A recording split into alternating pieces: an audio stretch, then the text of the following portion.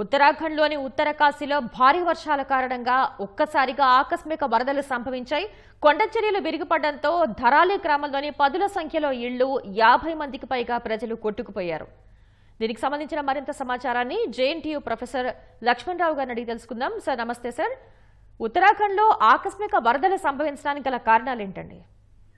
ఇది బేసిక్ గా ఒక భూమి పైన పరిణామాలని కరెక్ట్ గా బేరీ చేసుకోకపోవడం వల్ల దాంట్లో ఉన్న వాతావరణపు హైడ్రాలజిక్ సైకిల్ ని కరెక్ట్ గా ట్రాక్ చేసుకోకుండా దాని యొక్క హిట్ అనేది క్లౌడ్ మీద పడడం ద్వారా వస్తున్న ఫ్లడ్ గా మనం చూడొచ్చు.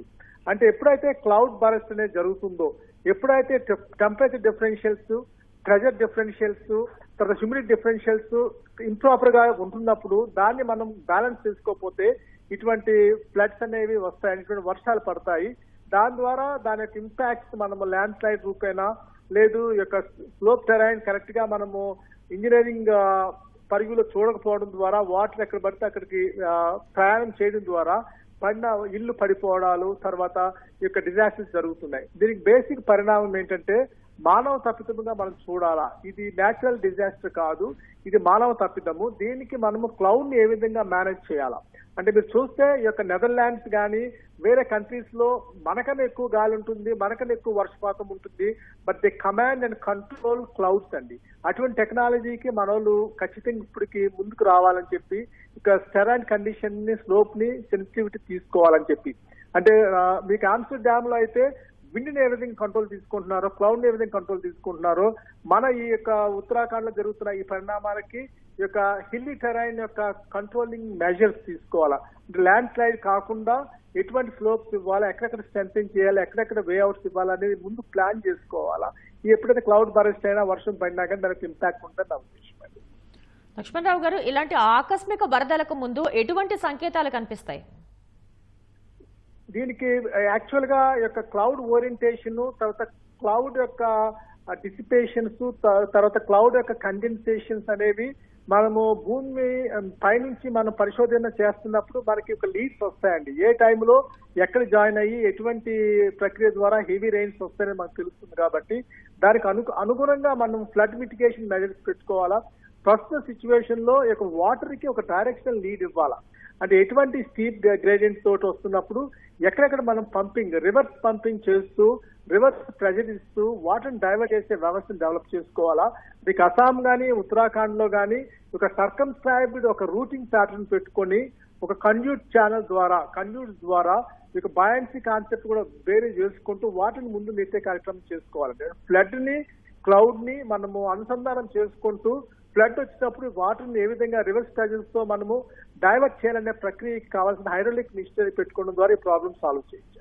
సార్, ఇంతకు ముందు కూడా ఉత్తరాఖండ్ లో ఇటువంటి విపత్తును మనం చూసాం.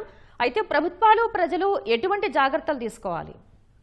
ఇక్కడ బేసిక్ గా ప్రభుత్వం ఖచ్చితంగా దీని ఒక standing committee, disaster control, disaster monitoring, disaster measuring, disaster management కి అనుగుణమైన ప్రొఫెషనల్స్ దగ్గర పెట్టుకొని ఎవ్రీ స్క్వేర్ మీటర్ కి, ఎవ్రీ 10 స్క్వేర్ మీటర్స్ కి స్లోప్ సెన్సిటివిటీ ఎలా ఉందో చూసుకొని ఎక్కడెక్కడ ఈ యొక్క రాడార్ మీటర్స్ కొన్ని ఉంటాయి, అది శాటిలైట్ ద్వారా కానీ, గ్రౌండ్ పెనెట్రేటింగ్ రాడార్ మీటర్ ద్వారా కానీ భూమి లోపల ఉన్న పరిణామాలు ఏ విధంగా వస్తున్నాయి, ఎక్కడ రివర్స్ లో మనకి వాటర్ పంపింగ్ చెక్ చేసుకుంటూ ఒక మార్గం అనేది సూచించుకోవాలని. దాని ద్వారా ఈ యొక్క వాటర్ ని మనం మొబిలిటీ ఇవ్వచ్చు.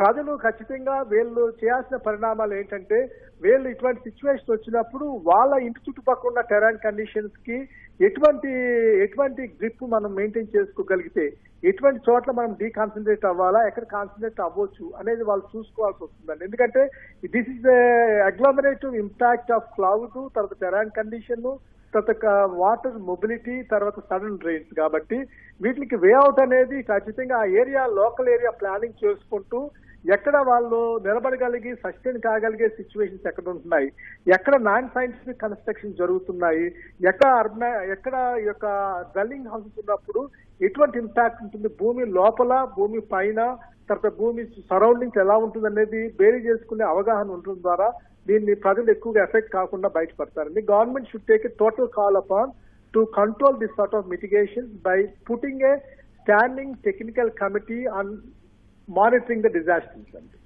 Right, sir. Thank you, sir. Lakshmణరావు garu. To stay away from this side as the mud continuing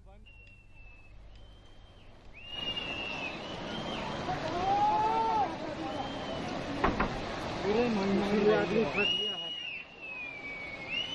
पूरे धान ही